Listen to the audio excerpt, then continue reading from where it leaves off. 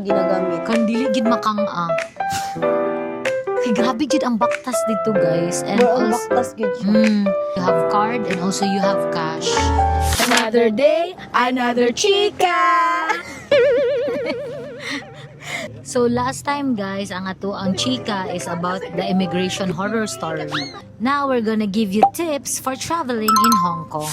Me, second time na nako nag-adto og Hong Kong, but dugay na kaayo tong last time because minor pa ko ato. Ate Karen is first time, and then si Dad also is first time. So mga first timer ako ang mga kuyo, guys. So we're gonna give you tips, guys, unsa ang mga i-expect nimo dito sa Hong Kong. Si mga chika-chika lang good-tagod, ana lang. So unsa mong mga na-observe dito. And by the way, guys, ang among Hong Kong trip is that Hong Kong and Macau. So we spent 1 day sa Macau and then 5 days sa Hong Kong. Number 1 tip, guys, is that kinahanglan complete ay mohang documents when traveling. Dapat ready ang imong passport, valid ID, return tickets, Imong and then itinerary naka-itinerary, sa imong whole vacation dito. whole stay nimo, and then naakay hotel booking just in case pangitaon Pangitaon. siya sa immigration. And also if nakay sponsor sa imuha, dapat nakay sponsorship letter, COE, and kami is nag-prepare pud mig bank statement. Yes. Number 2 is that get an octopus card. So dito sa Hong Kong, Muna naa tong sila top ginagamit. card, guys. Naa siya top card. Muna ginagamit nila pag mag-MRT ka. Ay, saan na ba? Kanang train nila. Train or either mo palit ka. Yes, magamit nimo siya. Bahalag wala kay cash, basta naa kay octopus na kuan card is gamit na gamit jud, guys. Oh, yes. Bahalag wala jud kay cash, basta naay sulod imong octopus card. Kay Yes. pwede ra siya. So, nimong muna to siya gamiton. magina-loadan. Tapos, daghan lang yun kayo siya sa train station, guys. Na mga, daghan kayo sa train station dito nga, pwede ka makaload. I know, guys, daghan na kayo mga tips nga nakita dira sa YouTube. Pero kani nga vlog is intended ni siya para sa mga Dabawenyo or mga makarelate na mga Mindanawans. Diba? Na kasama sa mua na lisod ba ya kay mag-travel no sa mua nga gikan pa diri sa Mindanao. No? So, at least, makakuha sila idea nga dili gid imposible mag-travel from Mindanao or from Davao going to abroad. Mostly sa mga vloggers mo good is from Manila sila, pero wala kayo ko pa ko yung nakita nga vlogger nga gikan Davao. So mo na mo ang gusto ipakita, guys. Number 3 tip, expect a lot of walking. Ay, oo. Wear comfortable shoes. Dapat ka nang everyday na nimo nga ginagamit. Kandili gid makang-a. Tapos, guys, kay grabe jud ang baktas dito, guys. And More on also, baktas gid siya. magsakit jud ang imong tiil dito, like kami dito murag sa isa ka adlaw pila ta ka steps, like 15,000 steps dito sa Hong Kong. Songkong. And More on magudjud ta nagabaktas. yes, Wala jud kaayo. Talagsara jud kay may mosakay, guys, sa og kanang mga kuan. Nakatry lang tag taxi katong late na kayo naghabol na tag time. mao nakataksi dito dito. Katong sa imong ano ba, sa imong birthday nga gihabol na to tong kuan. Tong kuan nga dapat magsito Ay, ng tatata nila pas Tapos tama tong tip nimo kaganina nga dapat ang imong shoes is everyday na nimo nga gina-use. If kung magpalit man kag new nga shoes, is dapat ginagamit na nimo diri pa lang ka, wala pa lang ka ni adto og Hong Kong. Kay kung kana first pa nimo siya gigamit na ka sa Hong Kong, na for sure, guys, nga mukuan jud day mo musakit, dito pa siya mag-adjust. So, ang gibuhat na to sa itong mga bagong shoes, gi-jogging na na. Gi-jogging na na mo. Ana, Ginasuot na gid na mo, guys. Balag naarami dira sa kuan mo ato mig downtown. Among ginagamit kay para maanad among tiil sa bag-ong nga shoes nga mo ang gamiton sa Hong Kong. yes. And then fourth tip in connection to that is that do cardio. Kana walking, jogging, while napaka diri sa Davao. Kay kung nana ka dito, guys, as in super hangak niya. Kadalasan pa naman sa mga dalan dito, steep. Kana magsigisaka, Tapos sige, ang ano saka-saka po dito na. sa Hong Kong is paspas jud kaayo. Paspas ang Jud ang movement. movement dito akay. Sa ano maginilugay sa train ana. Super guys, so muna Ay, dali-dali. kailangan jud ka mag-wear jud ka og shoes jud nga comfortably jud kay ko. Nibalik na bukas sa shoes. Dito naman ta sa cardio naman. Sagdi na mi guys ka barag nawala na 1 million. Oh na napalang ka diri sa Davao. Moto thankful gid kay mi ato kay at least medyo Naka-jogging na ni. ano ba ya, medyo heavy ba ya mino sa akong husband. So may na lang diri is naka-start na mi atong jogging, cardio, nagsaka-saka mi atong syudades. Start na mi atong cardio kahit simple walking lang or jogging ana 10,000 steps. a month before sa inyong travel kay para dili kay mo makalitan pag abot dito. And also ma-enjoy gyud ninyo ang inyong pag-adto dito kay dili mo mairita sa kasakit sa inyong mga tiil. Number 5 tips is kailangan jud ka mag-bring ka og cash and card. Any card guys. Oo. Basta kay na may nice magud ang card kay ang conversion pud niya ba is taas pud siya compared nga magpapalit gani kag kwarta or magpakuan ka money changer. Money changer. Ana mas taas gid ang value sa card pag kanang auto kanang i-deduct sa imong card. Pero dili magudaghan kayo mga establishment, restaurants dito nga dili sila nag-accept og card. So better you have card and also you have cash. And then also for your cash guys, among experience is that we use our GCash card in withdrawing dito na mismo sa airport sa Hong Kong. Dito namin nag-withdraw og HKD or Hong Kong dollars. Kay mas dako ang iyang conversion. So wala mi nag-money exchanger like uso man na sa una ka na moadto kag Aldiving ko kay para magpa money exchange ka. No, but sa mua mas taas gyud og higher gyud ang exchange rate niya if dito na ka mag-withdraw using your GCash card. Before going out to the Hong Kong airport is that naa na mi cash kay naka-withdraw naman mi. Next tip guys is mahal jud kaayo ang food dito. Yes. So kailangan jud ka nga mag-prepare jud ka medyo dako-dako na na budget guys. Yes. Kay mahal jud kaayo ang food. Bisan pag naara na sa daplin.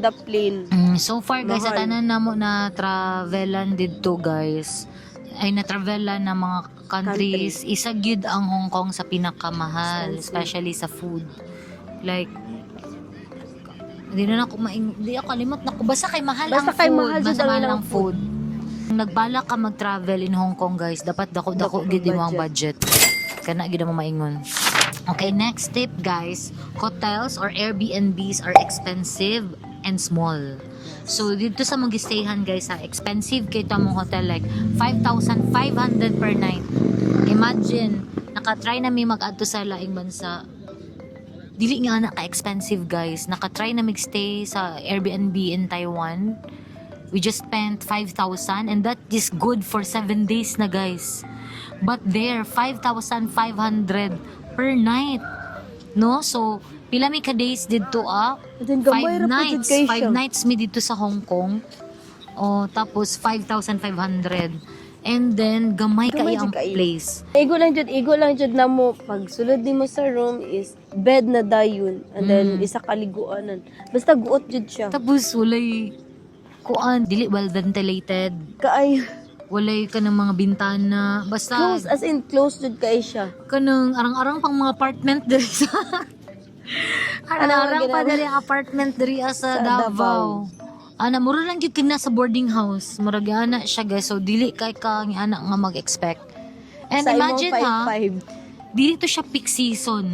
Ang katunga pag-adto na na mo. travel. So unsa na lang kay pag peak season mas mahal. Next tip guys is get SIM or pocket wifi. So pwede niyo na siya orderon sa Klook para bang may Klook.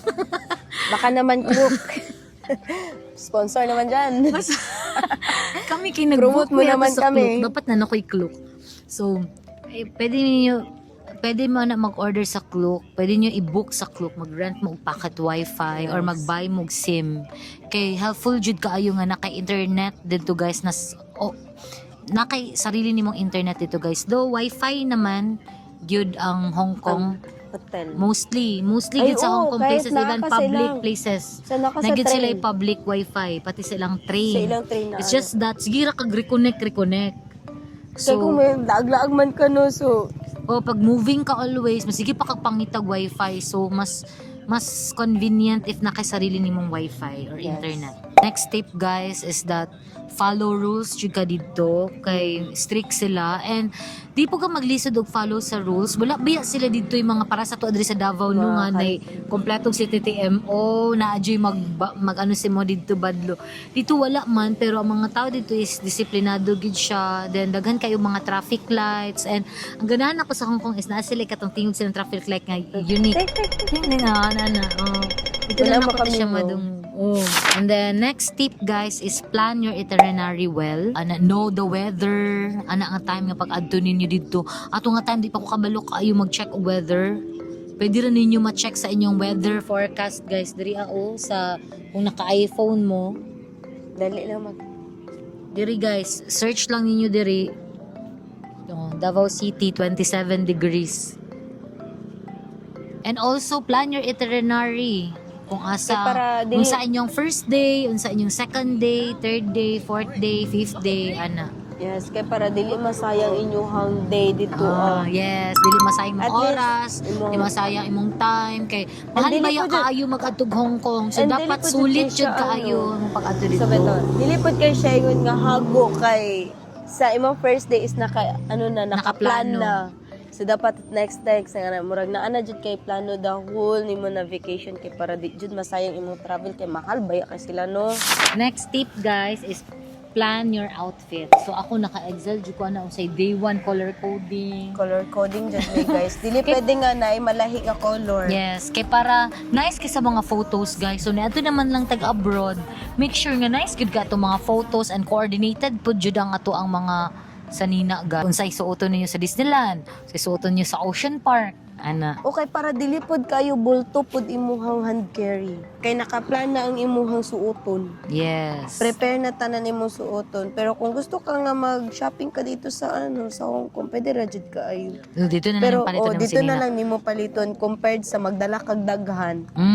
Kay mas bugat jud siya kung magdala kag daghan gikan diri sa Oh, especially ana kung kanang hand carry lang ka guys. Kami when we travel, hand carry lang man gid mi always. So that is just 7 kilos. So kailangan jud is that plan jud ang imong 7 kilos unsa la imong ipamutang dira. And Next tip, guys. is dapat 100 ml lang yun ang imong dalaon labi nag mga liquid like imong mga shampoo or something sa imong mga gamit ba na basta liquid, anything na liquid is Lotion. dapat 100 ml lang yun guys. Pwede Ang ra kay limit. kamo dala og 200 ml kung naka-check-in ka og baggage.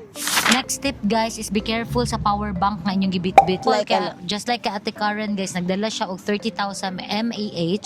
So wala siya gialaw sa immigration na ipadala tong power bank so gibilin.